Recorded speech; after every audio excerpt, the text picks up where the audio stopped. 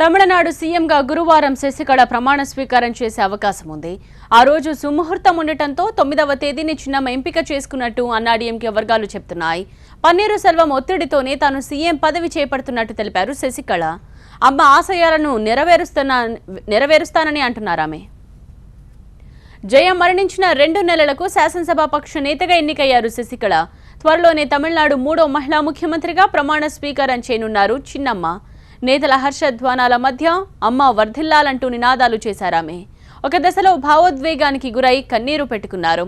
చిన్నమ్మ కంట కన్నీరు చూసిన నేతలు చిన్నమ్మ జిందాబాద్ అంటూ నినాదాలు చేశారు.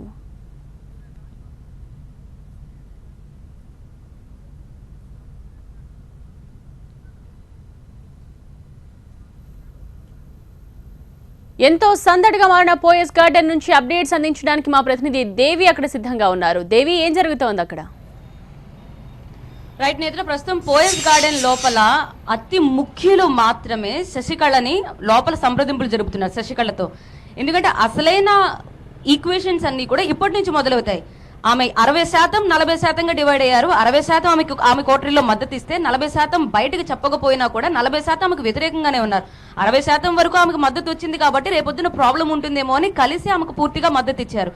ఇప్పుడు అసలైన గేమ్ ప్లాన్ అంతా ఇక్కడి నుంచి మొదలవ్వాలి. ఎవరిని శాంతింప చేయాలి, ఎవరిని శాంతింప చేస్తే ఫ్యూచర్ లో అడ్డంకులు రాకుండా ఉంటాయనే దానిపై లోపల సంప్రదింపులు జరుపుతున్నారు. అందుకే కేవలం అతి ముఖ్యులు మాత్రమే ఇప్పుడు ఉన్నారు. మిగిలిన వారు ఎవ్వరికి అపాయింట్మెంట్స్ ఇవ్వట్లేదు. అందరికీ ఆఫ్టర్నూన్ తర్వాతే కలుస్తానని క్లియర్ గా చెప్పారు.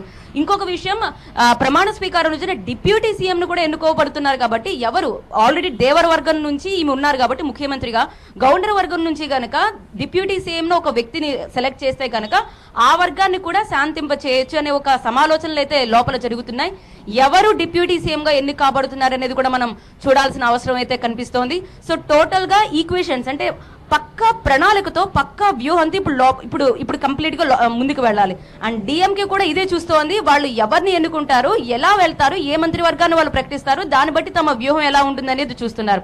అండ్ ఇంకొక చిన్న అప్డేట్, శశికళ భర్త నటరాజన్ ఆరోగ్యం కొంచెం బాలేని కారణంగా, అంటే హై బీపీ లో షుగర్ లెవెల్స్ వల్ల ఆయన్ని అపోలో హాస్పిటల్లో జాయిన్ చేశారు.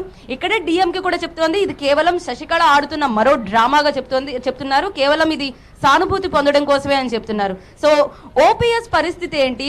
ఓపీఎస్ లాగా మళ్ళీ ఇప్పుడు శశికళకు ఎవరు నమ్మకంగా ఉండబోతున్నారు? రేపొద్దున మళ్ళీ కేసులు అంటూ ఆమె జైలుకి వెళితే కనుక, లేకపోతే ఏమైనా కోర్టులో కనుక మళ్ళీ వెళ్తే కనుక ఆపద్ధర్మ ముఖ్యమంత్రిగా ఎవరు ఉండబోతున్నారు?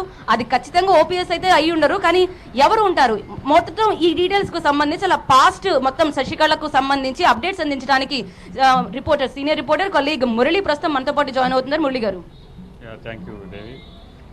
తమిళనాడు ప్రస్తుతం జరుగుతున్నటువంటి రాజకీయ పరిణామాలన్నీ చూస్తే ఒక పొలిటికల్ థ్రిల్లర్ ఏ విధంగా ఉంటుందో దాన్ని తలదన్నే విధంగా జరుగుతున్నటువంటి పరిణామాలుగానే మనం చూడాల్సి వస్తుంది. మొదటి నుంచి కూడాను, జయలలిత మరణించిన రోజు నుంచి కూడాను ఏదైతే రాజకీయంగా తను అందిపుచ్చుకునేందుకు శశికళ ప్రయత్నాలు చేస్తున్నారు, అన్ని అంశాల్లో కూడా తాను సక్సెస్ అవుతూ వస్తున్నారు. నెల తిరక్కు ముందే పార్టీ పగ్గాలను చేపడితే ఆ తర్వాత నెల రోజులకే కూడా మళ్ళీ సీఎం పీఠాన్ని ఎక్కేందుకు అన్ని ఏర్పాట్లు కూడా చేస్తున్నారు. మొదటి నుంచి కూడా ఒకసారి చూస్తే 2014లో పార్టీ వ్యతిరేక కార్యక్రమాలకు, అలాగే ప్రభుత్వంలో అక్రమాలకు పాల్పడుతున్నారంటూ శశికళను కుటుంబ సభ్యులను జయలలిత ఇంట్లోంచి గంటేసింది, పార్టీ నుంచి సస్పెండ్ చేసింది. ఆ తర్వాత వాళ్ళ కుటుంబ సభ్యులపై కొన్ని కేసులు కూడా నమోదయ్యాయి. ఏదైతే అప్పుడు జరిగినటువంటి 3 పరిణామాలు ఉన్నాయో వాటన్నిటినీ కూడా ఇప్పుడు శశికళ అధిగమించిందని చెప్పట్టు మొదట జయలలితను ఒప్పించి పోయస్ గార్డెన్లోకి ఎంటర్ అయిన తర్వాత ఆ తర్వాత జరిగిన పరిణామాలన్నీ కూడా చూసాం. మెల్లమెల్లగా సర్దుకుంటున్న తరుణంలో జయలలిత మరణించిన తర్వాత మొట్టమొదటిగా ఆ పోయస్ గార్డెన్, ఏదైతే పోయస్ గార్డెన్ నుంచి గెంటేయబడిందో అదే పోయస్ గార్డెన్ సొంతం చేసుకున్నారు. ఆ తర్వాత ఏ పార్టీ ఆఫీస్ నుంచి అయితే, ఏ పార్టీ నుంచి అయితే సభ్యత్వాన్ని తొలగించబడ్డారో ఆ పార్టీ కార్యాలయానికి చీఫ్ కాగలిగారు. ఆ తర్వాత జయలలిత సీఎంగా ఏదైతే అధికార దర్పంతో తమ కుటుంబ సభ్యులందరిపైన కూడా కేసులు నమోదు చేశారో, ఇప్పుడు ఆ సీఎం పదవిని కూడా శశికళ తగ్గించుకున్నారంటే ఎంత వ్యూహాత్మకంగా కూడా ప్లాన్ చేశారో కూడా అర్థమవుతుందని ఇప్పటికే డిఎంకే చెబుతోంది. చూసిన ప్రతి ఒక్కరికి కూడా అర్థమవుతుంది. మొదటి నుంచి కూడాను జయలలితతో దాదాపు 1989 నుంచి కూడా శశికళ దగ్గర అయితే అప్పటి నుంచి పోయస్ గార్డులోనే ఉంటూ వస్తోంది. ప్రతి అంశాన్ని కూడా తనకు అనుకూలంగా మార్చుకునేందుకు మొదటి నుంచి కూడా ప్లాన్ చేసింది. ఆ విధంగానే ఇప్పుడు అంత సక్సెస్ కావడానికి కూడా అదే కారణంగా తెలుస్తోంది. ఇంట్లో పనిచేసే మనుషుల దగ్గర నుంచి ఎమ్మెల్యే టికెట్ ఎవరికి ఇవ్వాలన్నటువంటి అంశం కావచ్చు, అధికారుల బదిలీలు అన్నిటి అంశంలో కూడా ప్రతి దాంట్లో కూడా శశికళ చాలా కీ రోల్ అనేది ప్లే చేసేది. సో ఆ పరిణామాలే ఇప్పుడు శశికళకి ఎంతో అనుకూలించాయి. ఇప్పుడున్నటువంటి ఎమ్మెల్యేల్లో దాదాపు 60% పైగా శశికళ సీట్లు కేటాయించిన వాళ్ళు, సీట్లు ఇప్పించిన వారేగా ఉండడం వల్ల కొంత ఈజీ అయింది. ఎవరైతే అసమ్మతిదారులు ఉన్నారో వారందరినీ కూడా 60% ఎమ్మెల్యేలను చూపించి వారందరినీ కూడా బెదిరించి తనకు అనుకూలంగా మలుచుకోగలిగారు.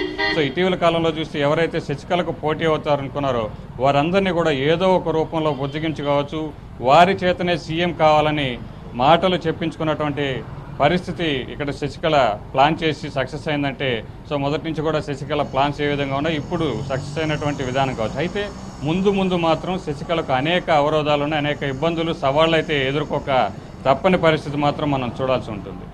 ఎస్, పోయస్ గార్డెన్ నుంచి అప్డేట్స్ అందించినందుకు thank you Devi and Murali. So అనుకున్నట్టుగానే సునాయాసంగా సీఎం కుర్చీనైతే ఎక్కగలిగిన శశికళ సీఎం కుర్చీ ఎక్కిన తర్వాత ఎదురయ్యే సవాళ్లను ఎలా అధిగమిస్తారు అన్నది వేచి చూడాలి.